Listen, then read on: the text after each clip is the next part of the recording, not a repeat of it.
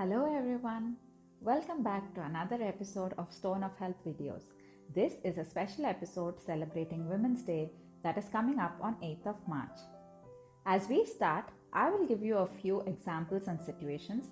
Let us see if you can identify what psychological concepts or phenomenon is happening here. 1.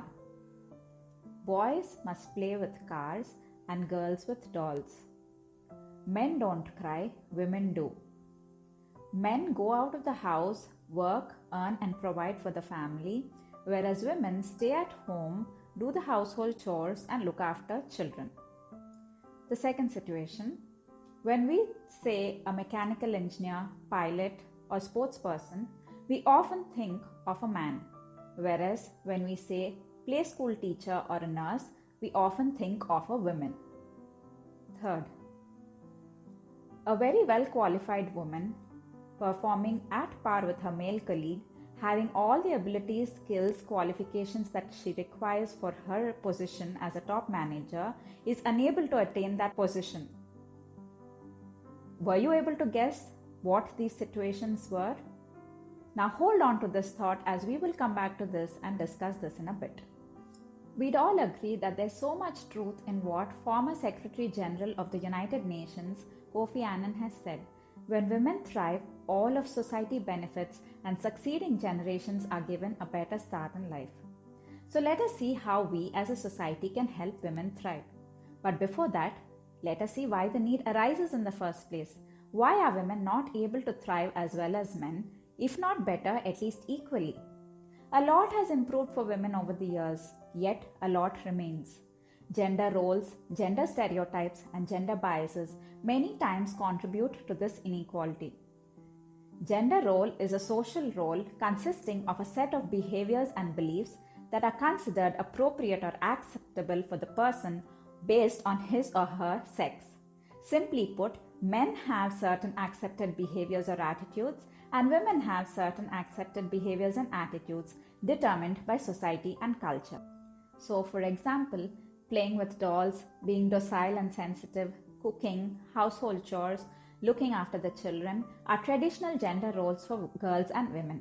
And playing outside the house or playing with trucks, earning and providing for the family, being strong and not emotional are all traditional gender roles for men and boys. Gender stereotype is a generalized view about how men and women are expected to behave, speak, dress, or conduct themselves based on their sex, again determined by society or culture. Stereotype is a widely accepted judgment or bias, oversimplified and not always accurate. Example, believing that a woman is more suitable for a nurse or a teacher's profession rather than a mechanical engineer or a sports person. A stereotype becomes harmful when it limits the person's capacity to develop their personal abilities, pursue their dreams or career choices, or make life decisions or living choices. So, forcing a woman to take up a nurse's profession or a teacher's profession just because it is appropriate for the society affects her in very serious ways. The stereotype that women are more nurturing makes child-rearing responsibility fall almost completely on them, and this makes them forego their career. So in the questions I had asked you earlier to identify the concept, 1 and 2 are situations and examples of gender roles and gender stereotypes, whereas 3 refers to something known as the glass ceiling effect. It is a term for a social barrier that prevents a certain group of people, mostly women or certain minorities, from reaching top jobs in the management just because they belong to that particular group. In this case, they can't get promoted just because they're women. Now let us see what are some of the ways we can combat gender discrimination and bias. 1. Start at home with children.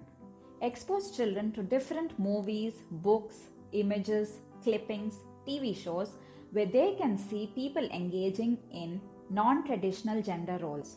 Show them female sportspersons, female pilots, managers, business leaders, mechanical engineers, women in other male-dominated fields. We can have rotation of chores or pick up a chit with a chore written on it game so that all the children can get to do all the chores rather than simply asking girls to clean up messes and boys to do errands outside the home. Check language. When meeting a child, try to refrain from complimenting on looks, like you look pretty or your dress is beautiful, and change compliments to focus on responsibilities, efforts, or relationships. So you can say something like, "Nice to meet you, I love spending time with you, you make me smile," or "I love listening to your stories." This is important because when children grow up, they will be more open minded and will not have ingrained prejudices or biases, and the future society will gradually have less of gender bias. In workplace, while hiring, eliminate gender bias. This can be done by reviewing resumes without checking the gender, selecting solely on the basis of merit. Review salaries and give equal pay to all, irrespective of gender, reducing the wage gap. Appraise team on merit alone and not give importance to physical traits. Policymakers should form policies where both genders have same benefits, perks, and promotions. Women should speak up when they face gender inequality. Example, instead of simply saying yes when the team leader gives a mediocre task, ask for taking turns or delegate the task before given to you.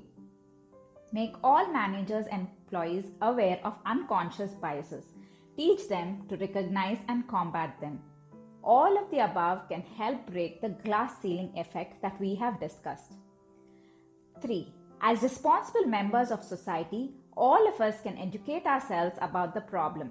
The very fact that you are watching this video shows that you care and are educating yourself about an important issue in the society.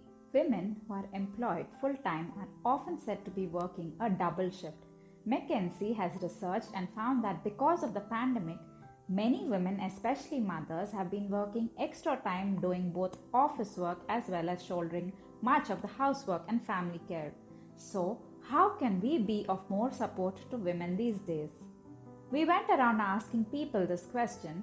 Let us look at their responses, which were given spontaneously.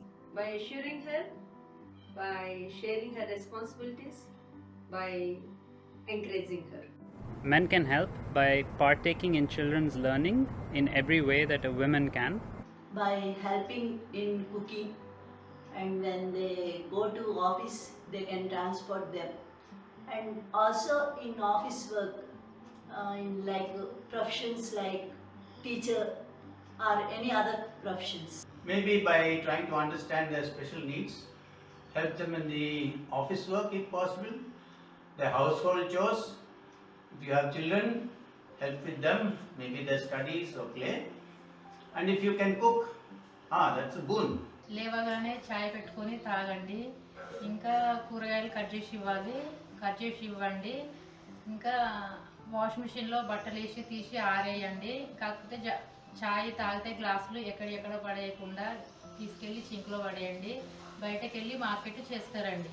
To sum it all up, both men and women have responded that men can be of support to women in all domains and also both emotionally and physically. Emotionally, by listening to them, understanding them, respecting them, empathizing with them, and appreciating them. And physically, by taking up all the chores that are typically considered a woman's, like cooking, washing, looking after the children, maybe like participating in their learning. And also they can take small steps of help like putting back their teacup in the sink, putting their towel out to dry, and I'm sure you can add to this list. Every small action helps to make a big positive difference in the women's life. The line between gender roles is gradually diminishing but still exists. We must make sure that as a society, they don't cause biases or prejudices that negatively affect women. Many men are already a great pillar of support to women, and as women, we would like to thank the men in our lives for this. It is also important for women to support women. Many times it happens that women in top positions become heartless towards other women employees because they believe that they have reached this top position by working hard and by crossing many obstacles with great difficulty, and so they are of the opinion that other women also must experience the same. We all should work as one to help women achieve their full potential. As the saying goes, the rise of women is not the fall of men. Let's remember this as we celebrate this year's Women's Day and break gender bias.